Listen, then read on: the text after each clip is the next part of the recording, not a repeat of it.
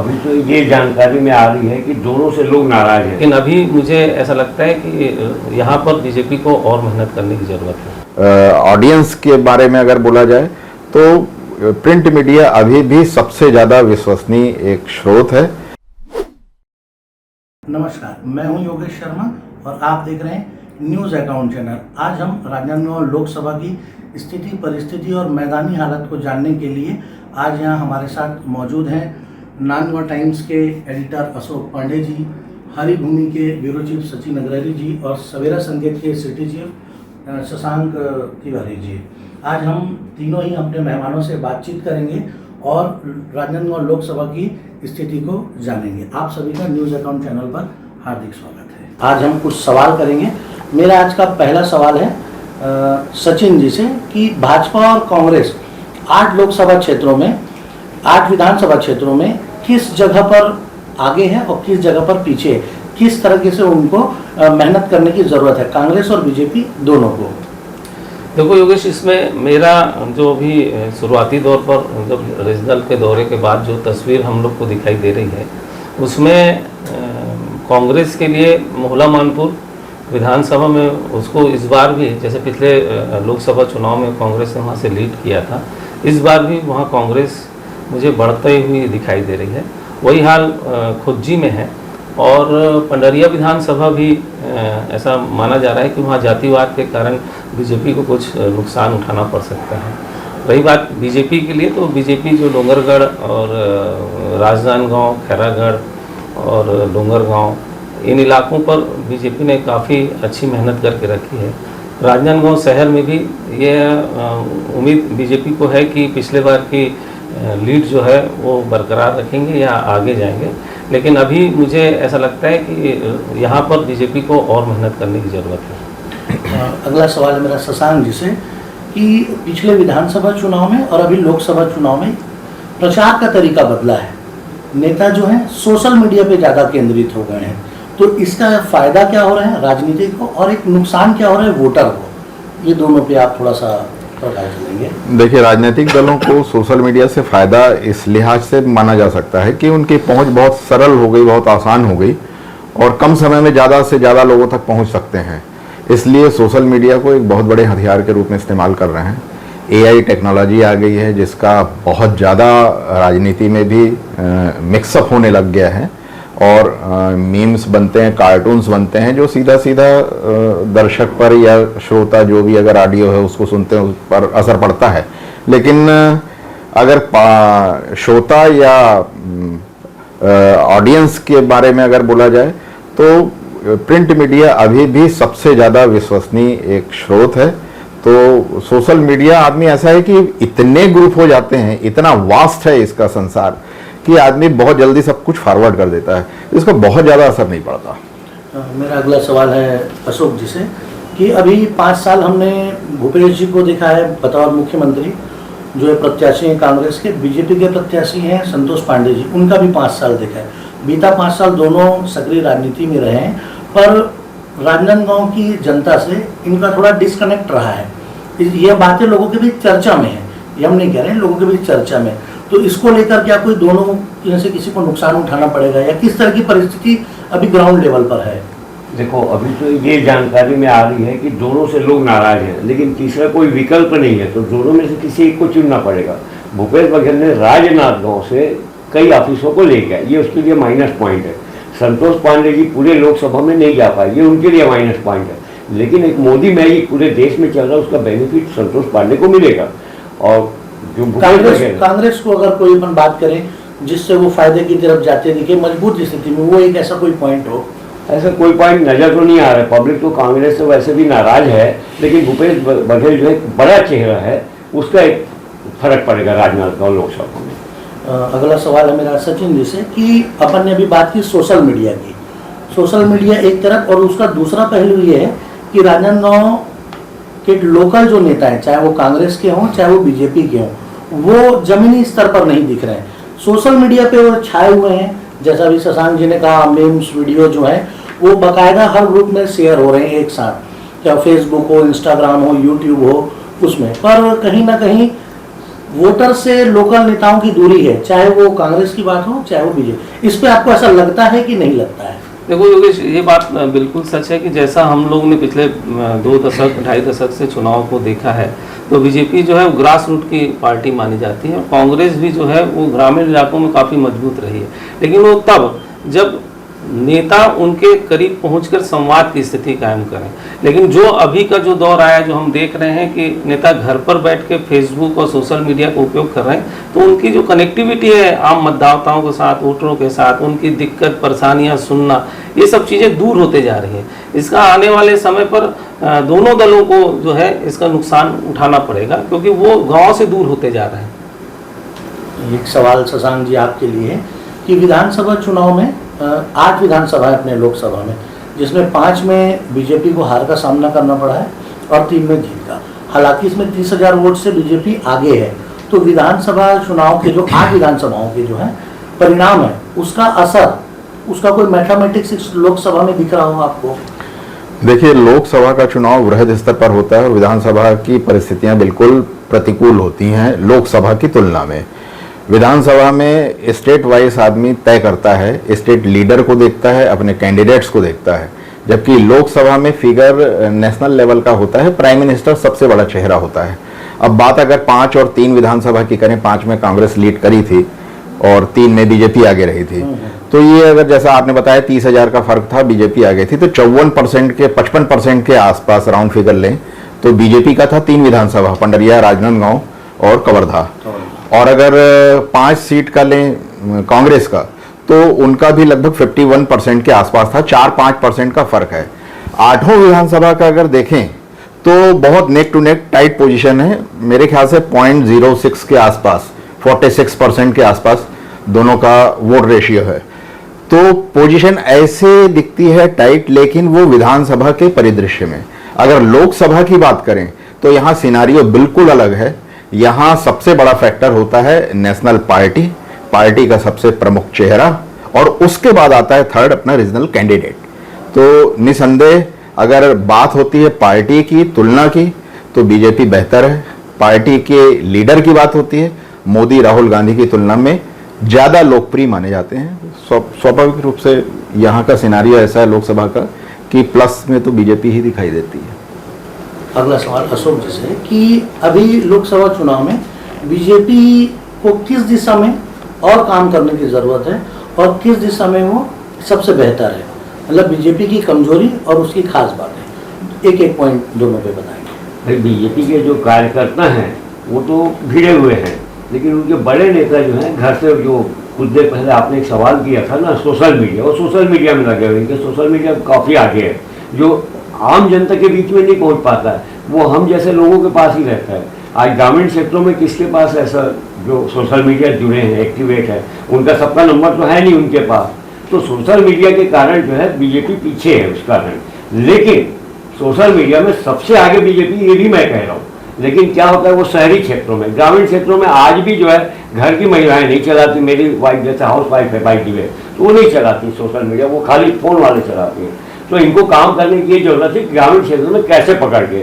उसके लिए print media ही सबसे बढ़िया है, जिसको आदमी रोज सुबह पढ़ता है, चाहे वो सवेरा संकेत हो, चाहे नाथगांव टाइम्स हो, चाहे हरिभूमि हो, चाहे नवभारत हो, चाहे भारत, सारे प्रमुख अखबार। अगला सवाल सचिन जी से कि यही सवाल एक सप्लीमेंट्री है कि ये स्थिति कांग्रेस के लिए क्या है, अपने क्षेत्र में कांग्रेस के लिए मजबूत स्थिति कौन सी है, कौन सी दिशा में बेहतर है वो, और क्या किस दिशा में उनको काम करने की जरूरत है जहाँ कुछ खामियां हैं।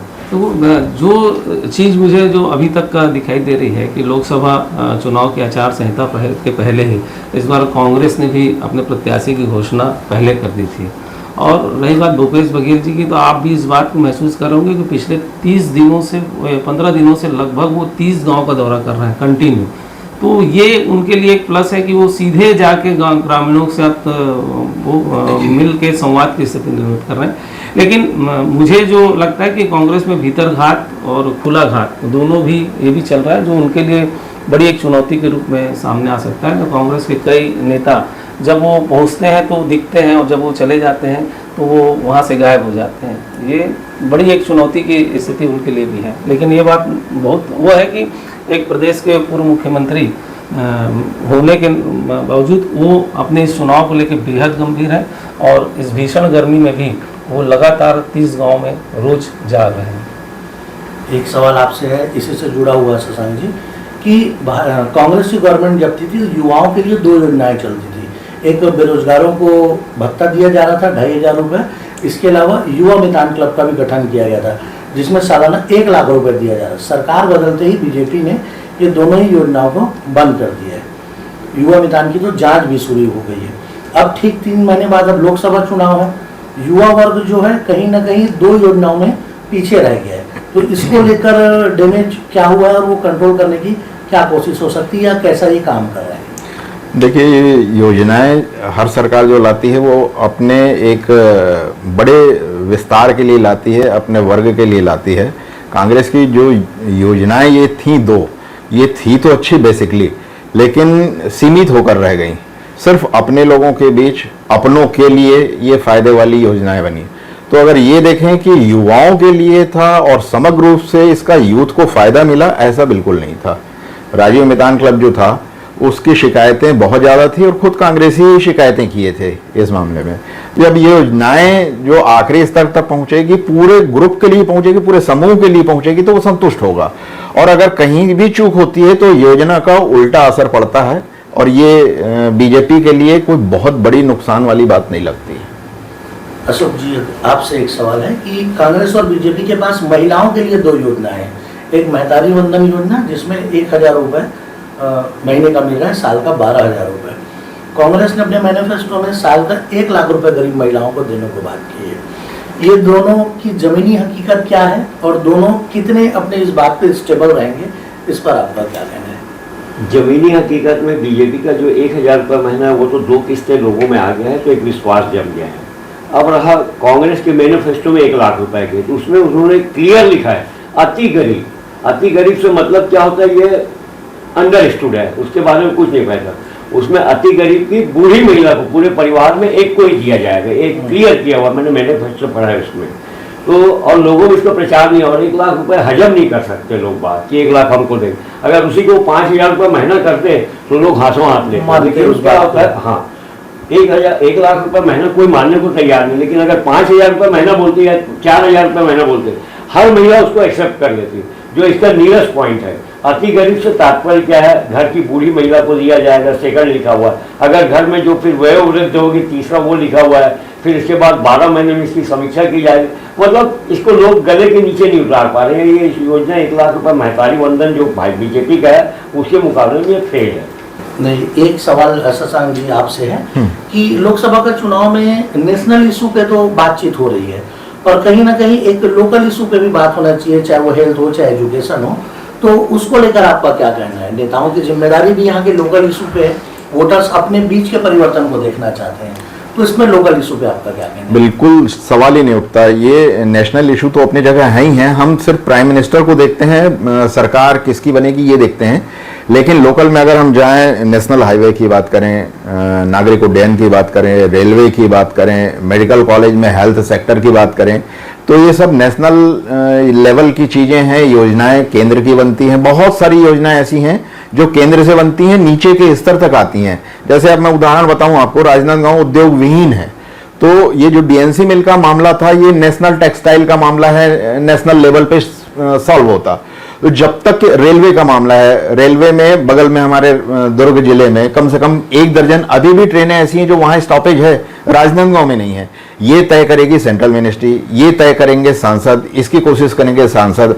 अगर उड़ान योजना की बात करें तो अंबिकापुर, जगदलपुर जैसे छोटे शहरों में उड़ान योजना में फ्लाइट्स चल रही हैं, जिसका लाभ मिल रहा है। ये नक्सली एरिया है राजनांदगांव जिला, जिसमें अब खैरागढ़ भी हो गया, मोहला मानपुर भी अलग जिला हो गया, कवर्धा जिला भी अलग हो गया।